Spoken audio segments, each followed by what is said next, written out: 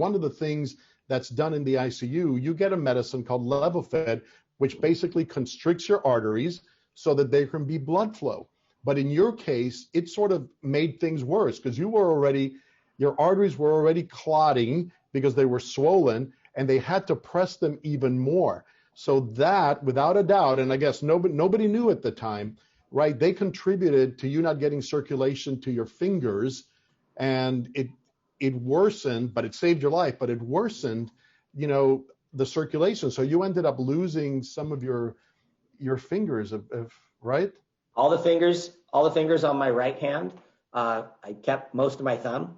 Half the fingers on my left hand, and again, most of my thumb, which is great, and a couple of my toes. Greg, as a hand surgeon, I have dealt with this type of situation before, that when you hit a certain point where the circulation has just stopped to those distal extremities, especially your toes and fingers, we have no option but to remove that tissue that is not going to survive. But great reconstructive hand surgeons here in Los Angeles.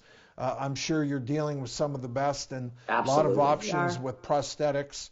So fingers crossed on that. Now, cross here.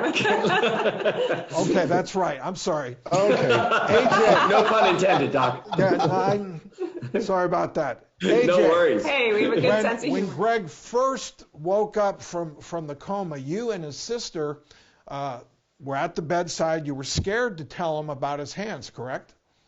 We were, and we didn't know how he was going to react. And actually, it was really interesting because when I was able to go into the hospital, I walked in, I kept thinking to myself, just hold his hand, just kiss his hands, whatever it looks like, don't make it an issue.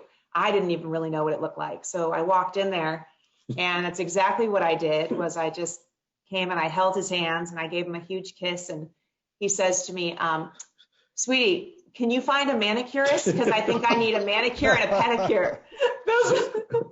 That was his question to me. And I looked at him, I said, well. Didn't lose his sense of humor. No, and, a man after my own heart. That's great. Truly, I think all of us, along with Greg especially, realize he's alive. He gets to be here. He gets to have these surgeries. So we'll just find life differently.